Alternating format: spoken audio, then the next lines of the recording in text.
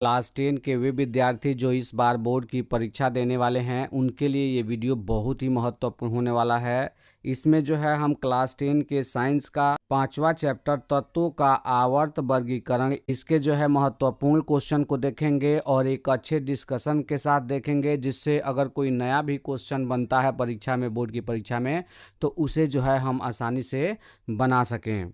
तो चलिए आज के वीडियो की शुरुआत पहले क्वेश्चन से करते हैं। वीडियो शुरू करने से पहले एक और बात का ध्यान देंगे, यदि वीडियो अच्छा लगता है, वीडियो से लाभ मिलता है तो वीडियो को लाइक करें। चैनल पर नए हैं तो चैनल को सब्सक्राइब करके बेल आइकन को दबा दें। साथ ही साथ इस वीडियो को अपने दोस्तों के साथ शेयर करें ताकि वे भी इस वीडियो को देखकर लाभ उठा सकें।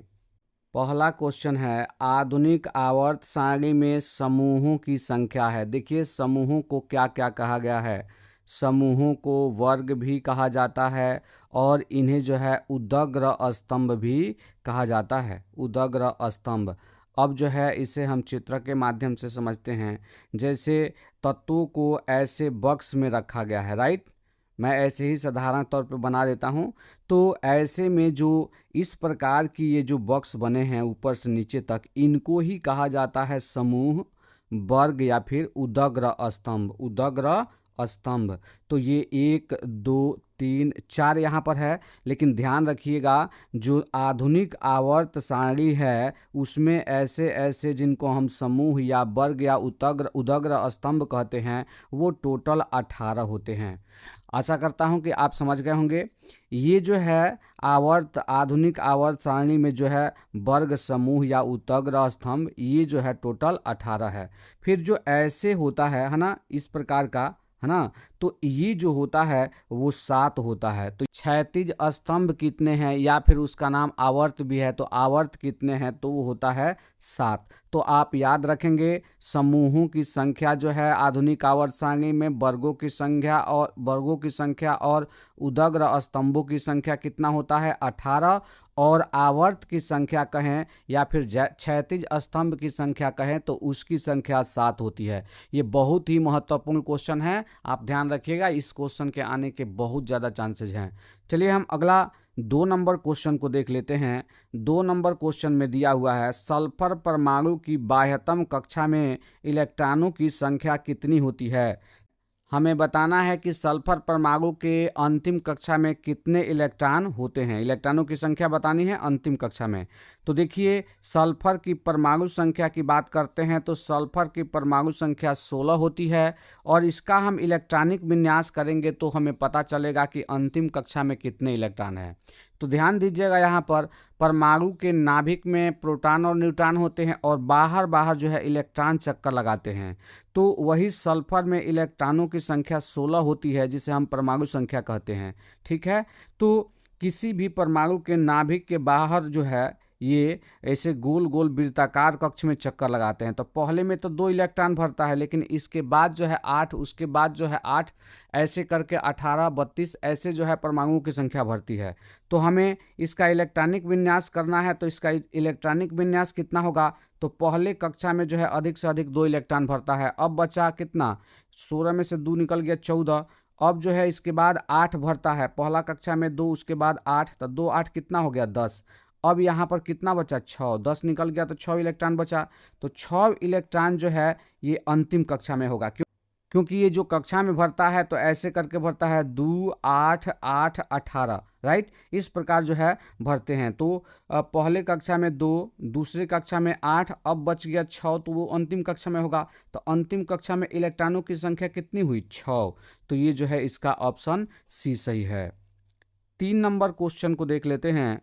3 नंबर क्वेश्चन में है, आवर्त सारणी के उदग्र स्तंभों को क्या कहा जाता है। तो आवर्त सारणी में जो उदग्र स्तंभ होते हैं ऐसे करके उन्हें क्या कहा जाता है, पहला ही क्वेश्चन में समझाया था। तो उन्हें जो है वर्ग कहा जाता है। क्या कहा जाता है, वर्ग। और क्षैतिज स्तंभ जो होते हैं इस प्रकार, इन्हें जो है क्या कहा जाता है, आवर्त कहा जाता है। तो अगर क्षैतिज स्तंभ पूछा होता तो आवर्त जो है जवाब होता। तो ये सारी बातें क्वेश्चन के साथ जो भी डिस्कशन हो रहा है उसे आप ध्यान से सुनिए, आप हर प्रकार के क्वेश्चन बहुत ही आसानी से बना लेंगे। मेरे वीडियो में कम क्वेश्चन हो या अधिक क्वेश्चन हो, डिस्कशन उतना रहता है कि आप सारे क्वेश्चन को जो है कवर कर लेंगे, सारे क्वेश्चन जो है परीक्षा में बना लेंगे। बस इतना ध्यान रखना है कि आपको समय देकर वीडियो पूरा वॉच करना है। चलिए हम अगला 4 नंबर क्वेश्चन को देखते हैं। 4 नंबर क्वेश्चन में है आवर्त सारणी के प्रथम वर्ग के सदस्य हैं। तो आवर्त सारणी में जो प्रथम वर्ग के सदस्य होते हैं वो होते हैं क्षारीय धातु। आवर्त सारणी में मतलब आवर्त सारणी में जो प्रथम वर्ग का सदस्य होता है, स्टार्टिंग, है ना, तो इस वर्ग का जो तत्व है वो किस प्रकार का होता है, तो वो जो है क्षारीय धातु होता है, यानी चौथा का ऑप्शन बी सही हुआ। 5 नंबर क्वेश्चन को देख लेते हैं। 5 नंबर क्वेश्चन में है आवर्त सारणी में शून्य समूह का तत्व है। तो ध्यान दीजिएगा, शून्य समूह का तत्व जो है 18 वर्ग में पाया जाता है, सबसे लास्ट वाला वर्ग में पाया जाता है। तो 18 समूह जो है निष्क्रिय गैस होता है। 18 समूह में 18वां जो समूह होता है जिसे हम शून्य समूह भी कहते हैं, तो उसमें जो है निष्क्रिय गैस होता है, और इसमें जो है वो हीलियम है जो निष्क्रिय गैस होता है, जो 18 नंबर वर्ग में जो अंतिम वर्ग होता है उसमें जो है पाया जाता है। इसे ही शून्य समूह भी कहते हैं, शून्य वर्ग या शून्य समूह, क्योंकि वर्ग और समूह एक ही को कहते हैं। तो इसमें जो है हीलियम जवाब होगा। 6 नंबर क्वेश्चन को देखते हैं। मीथेन में कितने सह संयोजक बंधन होते हैं? तो ये तो पिछला चैप्टर का क्वेश्चन है। मीथेन में जो है कितने सह संयोजक बंधन होते हैं? तो ध्यान दीजिएगा, मीथेन होता है CH4। मीथेन का अणु सूत्र या रासायनिक सूत्र क्या होता है? CH4 होता है।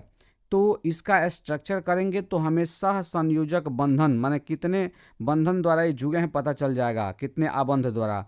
तो C अकेले है और जो है H कितना होता है? 4 होता है, CH4 होगा, H 4, तो H इधर भी एक, H इधर भी एक और H इधर भी एक, तो कितना हो गया? 1 2 3 4, 4 गो आबंध है। तो ये 4 संयोजक बंधन द्वारा जुड़े होते हैं, यानी इसका ऑप्शन बी सही है। 7 नंबर क्वेश्चन में दिया है आधुनिक आवर्त सारणी में तत्वों के वर्गीकरण का आधार क्या है? मतलब आधुनिक आवर्त सारणी में तत्वों को किस बेस पे, किस आधार पे बांटा गया है? आधार पूछने का मतलब होता है कि क्या वो परमाणु संख्या के आधार पर सजाया गया है आवर्त सारणी में, या परमाणु द्रव्यमान के आधार पर सजाया गया है, या परमाणु के आकार पर सजाया गया है। तो इस तरह से जैसे हुआ क्या कि तत्वों के वर्गीकरण के लिए कई लोगों ने प्रयास किया और अलग अलग बेसों पे जो है, अलग अलग आधारों पे जो है परमाणु को सजाया, लेकिन उनमें दोष पाया गया। और ये अंतिम अभी जो हम लोग पढ़ते हैं वही है आपका आधुनिक आवर्त सारणी। तो ये जो है किसके आधार पर जो है इसका वर्गीकरण तत्वों का किया गया है और आधुनिक आवर्त सारणी में रखा गया है। तो ध्यान रखिएगा, बहुत ही इंपॉर्टेंट क्वेश्चन है ये, जो है परमाणु संख्या के आधार पर जो है परमाणु संख्या के बढ़ते क्रम में सजाया गया है। जैसे हाइड्रोजन पहले होता है, हीलियम 2 नंबर पे होता है, हाइड्रोजन, हीलियम, लिथियम, इस प्रकार होता है। यानी हाइड्रोजन की परमाणु संख्या 1, हीलियम की परमाणु संख्या 2, हाइड्रोजन, हीलियम, लिथियम, लिथियम के परमाणु संख्या 3। तो आप देख रहे हैं ये परमाणु के संख्या के आधार पर उसके क्रम में सजाया गया है। तो इसमें जो है जवाब होगा कौन सी? परमाणु संख्या। तो याद रखिएगा, आधुनिक आवर्त सारणी जो है ये परमाणु संख्या के क्रम में सजाया गया है। 8 नंबर क्वेश्चन को देख लेते हैं। 8 नंबर क्वेश्चन में है अमोनिया के अणु में नाइट्रोजन और हाइड्रोजन के परमाणुओं का अनुपात कितना होता है? देखिए, नाइट्रोजन की बात करें, नाइट्रोजन और हाइड्रोजन की बात करें तो अमोनिया का सूत्र होता है NH3। NH3 जो है अमोनिया का सूत्र होता है, ये एक अणु है। तो इसमें पूछा गया है कि कितना नाइट्रोजन और कितना हाइड्रोजन मिलाया जाएगा तो अमोनिया बनेगा। क्योंकि कोई भी रासायनिक अभिक्रिया होती है उसमें जो तत्व मिलाए जाते हैं या तत्व अभिक्रिया में भाग लेते हैं वो एक निश्चित अनुपात में होंगे, तभी यौगिक का निर्माण होगा, नहीं तो यौगिक का निर्माण नहीं होगा। तो वही पूछा जा रहा है यहाँ कि अमोनिया जो निर्मित हुआ है, बना है, इसमें जो है नाइट्रोजन और हाइड्रोजन का अनुपात क्या है? तो नाइट्रोजन और हाइड्रोजन का अनुपात है 1:3, यानी 1 kg नाइट्रोजन मिलाएंगे तो 3 kg हाइड्रोजन। 1 ग्राम अगर नाइट्रोजन मिलाते हैं तो 3 ग्राम कितना? हाइड्रोजन। इसी अनुपात में मिलाने से जो है अमोनिया का निर्माण होता है। तो क्वेश्चन का मतलब यही था, तो इसका जो है ऑप्शन सी सही है। आगे हम 9 नंबर क्वेश्चन की बात करेंगे। 9 नंबर क्वेश्चन में है लोहे की परमाणु संख्या है, तो लोहे की परमाणु संख्या कितनी होती है? 26 होती है। लोहे की परमाणु संख्या कितनी होती है? 26। चलिए हम अगला क्वेश्चन देख लेते हैं। 10 नंबर क्वेश्चन। 10 नंबर क्वेश्चन में दिया हुआ है आधुनिक आवर्त सारणी में वर्गों की संख्या, यानी इसे ऊर्ध्व स्तंभ या समूह भी कहते हैं, इसकी संख्या कितनी होती है? तो ये पहला ही क्वेश्चन था, है ना। वर्ग, उदग्र स्तंभ या ऊर्ध्व स्तंभ या फिर समूह पूछें तो इसकी संख्या कितनी होती है? ऐसे जो होता है आवर्त सारणी में, तो इसकी संख्या जो है टोटल 18 होती है, यानी इसका ऑप्शन बी सही है। अगला 11 नंबर क्वेश्चन को देख लेते हैं। 11 नंबर क्वेश्चन में है ओजोन के एक अणु में ऑक्सीजन की परमाणुओं की संख्या होती है। देखिए ये भी महत्वपूर्ण क्वेश्चन है। तो सबसे पहले ओजोन का सूत्र जान लें। ओजोन का सूत्र O3 होता है, बस इतना पता है तो परमाणुओं की संख्या स्पष्ट है। O3 का मतलब क्या हुआ? ऑक्सीजन के कितने परमाणु हैं? 3 परमाणु है, तो इसमें जवाब क्या हो जाएगा? 3। तो याद रखिएगा ओजोन के एक अणु में, ये पूरा ओजोन है, ओजोन का एक अणु है और इसमें जो है ऑक्सीजन के कितने परमाणु हैं? तो 3 परमाणु है। यहाँ 3 लिखा है, यही बताता है कितना परमाणु है। तो ओजोन के एक अणु में ऑक्सीजन के जो है 3 परमाणु होते हैं। चलिए हम अगला 12 नंबर क्वेश्चन को देख लेते हैं। 12 नंबर क्वेश्चन में दिया हुआ है आवर्त सारणी में कितने आवर्त होते हैं? क्षैतिज पंक्तियां जिसे कहते हैं, क्षैतिज पंक्तियां जिसे कहते हैं, इस तरह की जो लाइनें होती हैं आधुनिक आवर्त सारणी में, वो जो है ये कितनी संख्या में होती हैं? राइट। तो ये जो है टोटल 7 संख्या इसकी होती है और इसे जो है हम आवर्त कहते हैं। तो आवर्त की संख्या 7 होती है और वर्ग या समूह की संख्या जो इस तरह से होता है, राइट, तो उसकी संख्या जो है कितना होता है? 18। बिल्कुल ये याद कर लीजिएगा, ध्यान में रखिएगा, या जिस तरह से भी समझना हो आप समझ लीजिएगा और तैयार रहिएगा इसके लिए। ये क्वेश्चन निश्चित रूप से आएगा, आवर्त पूछे या फिर वर्ग। चलिए हम अगला 13 नंबर क्वेश्चन को देख लेते हैं। 13 नंबर क्वेश्चन में है हीलियम कैसा तत्व है? तो हीलियम जो है 18 वर्ग में अंतिम वर्ग में पाया जाता है। ये शून्य वर्ग का तत्व भी इसे कहते हैं, या शून्य समूह का तत्व। तो ये जो है एक निष्क्रिय गैस है या फिर अक्रिय गैस कह सकते हैं। तो निष्क्रिय या अक्रिय एक ही होता है, तो इसका जो है ऑप्शन ए सही है। 14 नंबर क्वेश्चन आवर्त सारणी में कितने आवर्त हैं? तो अभी ये क्वेश्चन हुआ है आवर्त सारणी में जो है 7 आवर्त हैं और वर्ग पूछेगा तो 18, ये ध्यान रखिएगा। 15 नंबर क्वेश्चन की बात करते हैं। 15 नंबर क्वेश्चन में है त्रिक का नियम निम्नलिखित में किसके द्वारा प्रतिपादित किया गया था? तो देखिए त्रिक का नियम जो है किसके द्वारा प्रतिपादित किया गया था? तो ये थे डोबेराइनर त्रिक, है ना। इनके द्वारा ही, डोबेराइनर के द्वारा ही जो है त्रिक नियम दिया गया था। तो इसका जो है ऑप्शन बी सही है। अगला क्वेश्चन देख लेते हैं। 16 नंबर क्वेश्चन अष्टक का नियम निम्नलिखित में से किसके द्वारा प्रस्तुत किया गया था? देखिए तत्वों का वर्गीकरण करने के लिए, तत्वों का आवर्ती वर्गीकरण करने के लिए मतलब तत्वों को क्रम से सजाने के लिए कई लोग प्रयास किए, ठीक है, लेकिन सभी असफल रहे। अब जो है इस समय जो चलता है आधुनिक आवर्त सारणी है, जिसको जो है हेनरी मोसले ने जो है दिया है, तो वही आज चलता है, ये ध्यान रखिएगा। तो ये 16 नंबर जो है और इसमें पूछा है कि अष्टक का नियम जो है किसके द्वारा दिया गया? तो अष्टक का नियम जो है ये दिया गया है न्यूलैंड्स, जो वैज्ञानिक थे इनके द्वारा। किसके द्वारा दिया गया है? न्यूलैंड्स नामक वैज्ञानिक द्वारा। फिर 17 नंबर क्वेश्चन की बात करते हैं। मेंडलीफ के आवर्त नियम के अनुसार तत्वों के गुण धर्म इनमें से किनका आवर्ती फलन होता है? तो देखिए मेंडलीफ महोदय की बात करें, मेंडलीफ ने जो अपना आवर्त सारणी दिया था वो किसके क्रम में सजाया था? परमाणु द्रव्यमान के क्रम में सजाया था। आधुनिक वाला जो अभी चलता है वो परमाणु संख्या के क्रम के आधार पर सजाया गया है, लेकिन ये परमाणु द्रव्यमान के क्रम में सजाया गया था मेंडलीफ द्वारा। तो इसमें जो है ऑप्शन बी सही होगा। अगला क्वेश्चन हम 18 नंबर क्वेश्चन को देखेंगे। मेंडलीफ ने तत्वों को किसके बढ़ते क्रम में वर्गीकृत किया? मतलब सेम ऊपर वाला ही क्वेश्चन है। तो ये परमाणु द्रव्यमान के क्रम में, जो बढ़ते क्रम में जो है क्या किया है? वर्गीकृत किया है।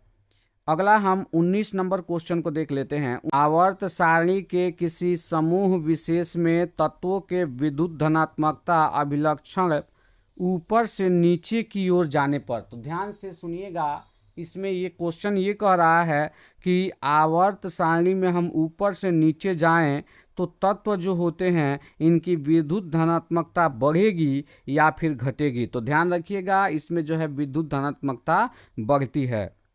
अगला 20 नंबर क्वेश्चन की बात करते हैं। 20 नंबर क्वेश्चन में दिया हुआ है, आवर्त सारणी के किसी आवर्त में दाएं से बाएं जाने पर।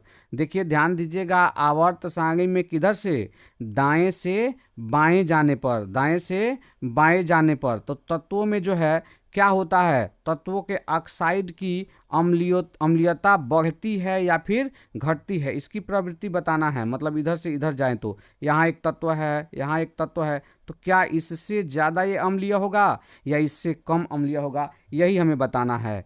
तो अम्लीयता जो है क्या होती है, बढ़ती है। इधर से इधर आएंगे तो इसकी अम्लीयता ज़्यादा होगी, इससे ज़्यादा इसकी अम्लीयता होगी और इससे ज़्यादा इसकी अम्लीयता होगी। इस प्रकार ये क्रम में होते हैं।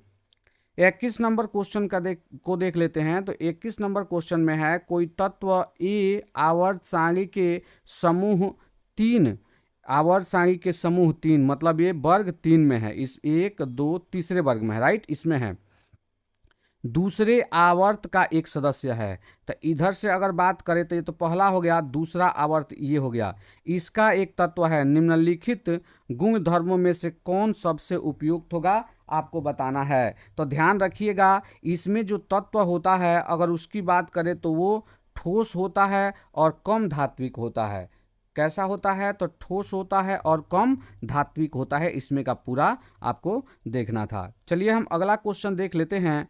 22 नंबर क्वेश्चन। 22 नंबर क्वेश्चन में है, निम्नलिखित में से सबसे अधिक क्रियाशील हैलोजन कौन है। हमें बताना है कि जो हैलोजन दिया हुआ है इसमें जो है सबसे अधिक क्रियाशील कौन है।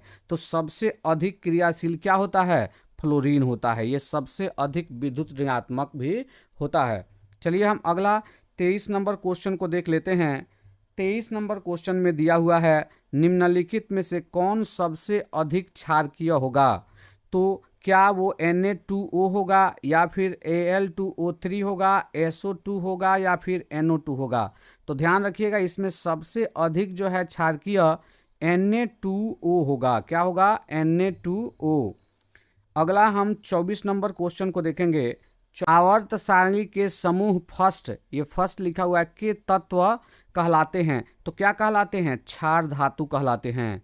अगला हम 25 नंबर क्वेश्चन को देख लेते हैं। 25 नंबर क्वेश्चन में है, मैग्नीशियम आवर्त सारणी के किस समूह का सदस्य है। हमें बताना है कि मैग्नीशियम जो है आवर्त सारणी के किस समूह का, कौन नंबर वाले समूह का जो है तत्व है। तो ध्यान रखिएगा, ये जो है समूह 2 का जो है तत्व है। मतलब पहला वर्ग हो गया, दूसरा वर्ग में जो है मैग्नीशियम पाया जाता है। चलिए हम अगला क्वेश्चन देख लेते हैं।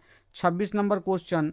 26 नंबर क्वेश्चन में दिया हुआ है, तत्वों के निम्नलिखित जोड़ों में किनके रासायनिक आचरण समान होंगे। हमें बताना है कि किनके रासायनिक आचरण जो है क्या होंगे, समान होंगे। तो नाइट्रोजन और फास्फोरस के रासायनिक गुण जो होंगे ये क्या होंगे, समान होंगे। 27 नंबर क्वेश्चन को देख लेते हैं। निम्नलिखित तत्वों में से किसकी संभावना है कि यह अधात्विक अभिलक्षण को प्रदर्शित कर सकता है। तो इसमें जो है ब्रोमीन जो है अधात्विक लक्षण को प्रदर्शित करता है। ये ब्रोमीन जो है अधातु भी है। चलिए हम अगला क्वेश्चन देख लेते हैं। 28 नंबर क्वेश्चन। 28 नंबर क्वेश्चन में दिया हुआ है, क्लोरीन परमाणु के बाह्यतम कक्षा में इलेक्ट्रॉनों की संख्या कितनी होती है। तो क्लोरीन का जो है परमाणु संख्या कितना होता है, 17। इसका विन्यास करेंगे तो कितना होगा, पहले कक्षा में 2, दूसरे कक्षा में 8, 10 हो गया, अब बचा 7। तो ये जो है 7 अंतिम कक्षा में होगा। तो अंतिम कक्षा में क्लोरीन परमाणु के अंतिम कक्षा में इलेक्ट्रॉनों की संख्या कितनी होगी, तो 7 होगी। तो इसका जो है ऑप्शन सी सही है। 29 नंबर क्वेश्चन में देखेंगे, आधुनिक आवर्त सारणी का दीर्घतम रूप किसकी प्रस्तुतिकरण है। आधुनिक आवर्त सारणी का दीर्घतम रूप जो है वो किसका दिया हुआ है, तो मोजले का। इसे मोसले भी कहते हैं या मोजले भी बोलते हैं। हेनरी मोसले पूरा नाम है, इसको मोजले यहाँ पर बोला गया है, तो यही जो है सही है। 30 नंबर क्वेश्चन की बात करते हैं। 30 नंबर क्वेश्चन में है, निम्नलिखित तत्वों में से कौन सबसे अधिक अधात्विक गुण धर्म को प्रदर्शित करता है। सबसे ज़्यादा अधात्विक गुण को इसमें जो है कौन प्रदर्शित करता है, हमें बताना है। तो क्लोरीन जो है सबसे अधिक जो दिया है उसमें अधात्विक गुण को प्रदर्शित करता है। आगे 31 नंबर क्वेश्चन को देखेंगे। 31 नंबर में क्वेश्चन में दिया हुआ है, किसने कहा कि तत्वों के मूल गुण धर्म उनके परमाणु संख्याएं हैं, न कि परमाणु द्रव्यमान। तो ऐसा किसने कहा है, तो ऐसा ध्यान रखिएगा मोसले ने कहा है। और मोसले, हेनरी मोसले जो थे, इन्होंने ही आधुनिक आवर्त सारणी को दिया था और किसके क्रम में सजाया था, परमाणु संख्या के क्रम में सजाया था। तो ये इन्हीं का कहा हुआ है। अगला क्वेश्चन हम देख लेते हैं 32 नंबर क्वेश्चन। 32 नंबर क्वेश्चन में है, आधुनिक आवर्त नियम के अनुसार तत्वों का गुण धर्म।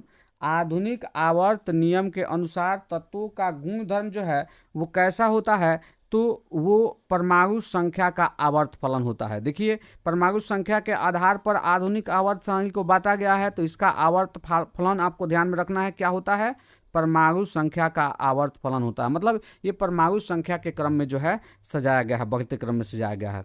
अब परमाणु द्रव्यमान का आवर्त फलन होता है, ऐसा जो है किसके आवर्त सारणी से है, तो ये मेंडलीव के आवर्त सारणी से। किसके, तो मेंडलीव के आवर्त सारणी से, ठीक है ना। मेंडलीव के आवर्त सारणी में अगर आएगा इसका गुणधर्म, इसका जो है गुणधर्म पूछेगा, तो ये होगा आपका परमाणु द्रव्यमान का आवर्त फलन होता है, क्योंकि ये परमाणु द्रव्यमान के क्रम में सजाए थे तत्वों को। चलिए अगला क्वेश्चन देख लेते हैं, 33 नंबर क्वेश्चन। 33 नंबर क्वेश्चन में दिया हुआ है, आधुनिक आवर्त सारणी में बाएं से दाईं ओर जाने पर परमाणु का आकार।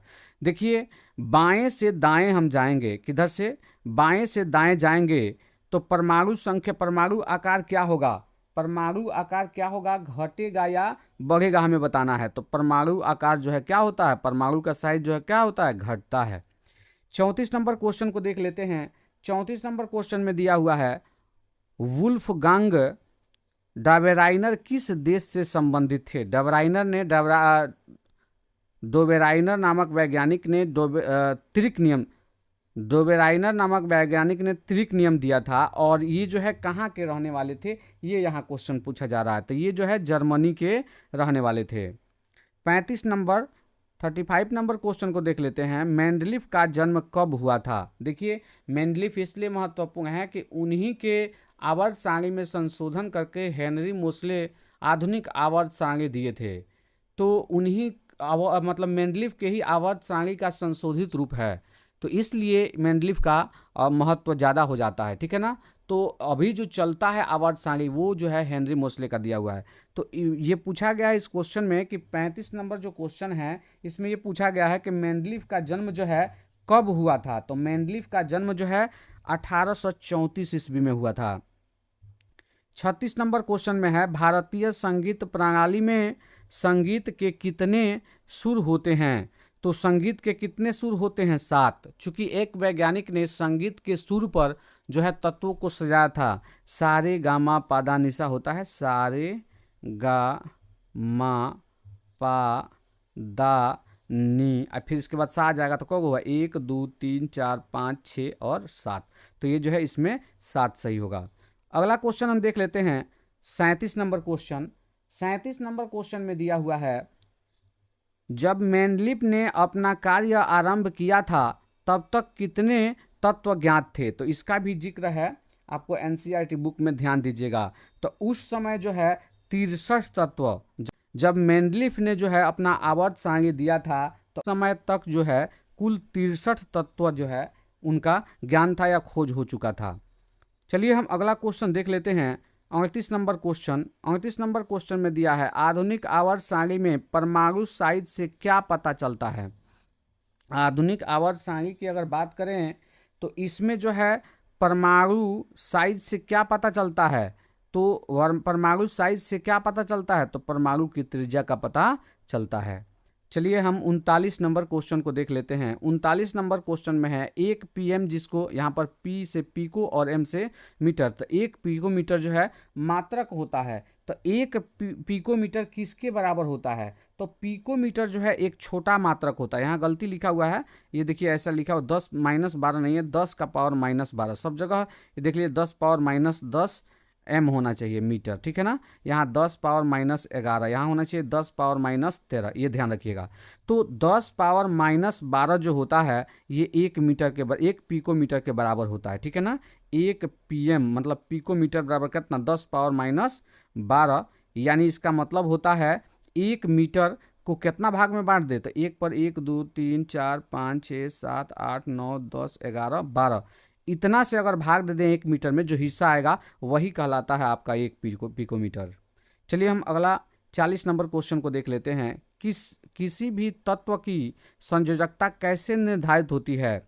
तो इलेक्ट्रॉनों की संख्या से निर्धारित होती है, प्रोटॉन की संख्या से निर्धारित होती है, न्यूट्रॉन की संख्या से निर्धारित होती है, या फिर किससे निर्धारित होती है? तो याद रखिएगा इलेक्ट्रॉन की संख्या से निर्धारित होती है। जैसे हम सोडियम की बात करें तो सोडियम की परमाणु संख्या कितनी होती है? 11।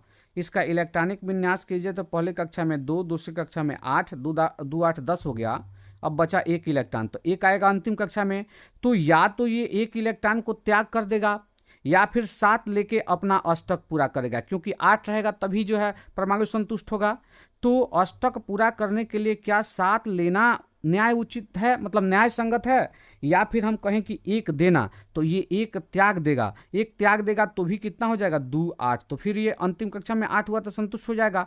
तो 1 इलेक्ट्रॉन का त्याग करेगा। तो जितने इलेक्ट्रॉन का त्याग होता है या जितने इलेक्ट्रॉन का ग्रहण होता है या जितने इलेक्ट्रॉन का साझा होता है उसी को कहा जाता है संयोजकता, ठीक है। तो ये इलेक्ट्रॉन की संख्या पर निर्भर करता है। ये परमाणु संख्या है, और परमाणु संख्या क्या होता है? तो जो इलेक्ट्रॉन की संख्या होता है किसी परमाणु पर, है ना, उसी को जो है क्या बोला जाता है? परमाणु संख्या। इलेक्ट्रॉन की संख्या को ही परमाणु संख्या बोला जाता है, ये ध्यान रखिएगा। 41 नंबर क्वेश्चन को देख लेते हैं। आधुनिक आवर्त सारणी में कौन सा आवर्त अभी भी अधूरा है? आधुनिक आवर्त सारणी में हमें बताना है, जो हेनरी मोसले ने दिया है उसमें भी कुछ चीज़ें अधूरी है या कुछ ही कमी है। तो इसमें जो है 7वां आवर्त जो है ये अधूरा है, ठीक है ना। चलिए अगला क्वेश्चन देख लेते हैं। 42 नंबर क्वेश्चन। 42 नंबर क्वेश्चन में दिया हुआ है, आधुनिक आवर्त सारणी की क्षैतिज कतारें निम्नलिखित में क्या कहलाती हैं? तो इस तरह की जो कतारें होती हैं, कई बार चर्चा हो गया है, इन्हें क्या कहा जाता है? आवर्त कहा जाता है या क्षैतिज पंक्तियां कहा जाता है, ठीक है ना। तो इसमें ऑप्शन ए सही है। 43 नंबर क्वेश्चन देख लेते हैं। मेंडलीफ के आवर्त नियम में तत्वों का वर्गीकरण का आधार क्या है? मेंडलीफ ने जो है तत्वों को किस आधार पर जो है आवर्त सारणी में रखा था? तो आधुनिक वाला तो परमाणु संख्या के क्रम में, लेकिन मेंडलीफ ने जो है परमाणु द्रव्यमान के जो है क्रम में सजाया था। किसको? आवर्त सारणी में रखा था तत्वों को। तो इसमें जो है ऑप्शन डी सही होगा। ये भी क्वेश्चन हो चुका है। अगला और जो है इस वीडियो का अंतिम क्वेश्चन होगा। इस प्रश्न को देख लेते हैं। निम्नलिखित में कौन अक्रिय गैस है? अक्रिय गैस यानी निष्क्रिय गैस, जो किससे क्रिया नहीं करता है। तो हीलियम जो है ये एक अक्रिय गैस है। ये वर्ग 18 में पाया जाता है। इसे शून्य वर्ग या शून्य समूह का तत्व भी कहते हैं। वर्ग 18 यानी अंतिम वर्ग में जितने भी तत्व होते हैं सब अक्रिय गैस या निष्क्रिय गैस होते हैं, ये ध्यान रखिएगा। तो इसी प्रश्न के साथ आज का ये वीडियो यहीं पे समाप्त होता है। यदि वीडियो अच्छा लगा हो, वीडियो से लाभ मिला तो वीडियो को लाइक करें। चैनल पर नए हैं तो चैनल को सब्सक्राइब करके बेल आइकन को दबा दें। साथ ही साथ इस वीडियो को अपने दोस्तों के साथ शेयर करें ताकि वे भी इस वीडियो को देखकर लाभ उठा सकें। एक और बात का ध्यान रखें, जो भी बच्चे वीडियो को पूरा वॉच कर रहे हैं, समय दे रहे हैं पढ़ने के लिए, या घर पर भी पढ़ाई कर रहे हैं, है ना, उन सभी को बहुत बहुत धन्यवाद। और ऐसे ही मेहनत करते रहना चाहिए, क्योंकि हमें सफलता पाना है तो मेहनत करना पड़ेगा, क्योंकि बिना मेहनत के सफलता नहीं मिलने वाली है। तो चलिए फिर से मिलते हैं एक नए वीडियो में। तब तक के लिए आप लोग पढ़ते रहिए, मेहनत करते रहिए।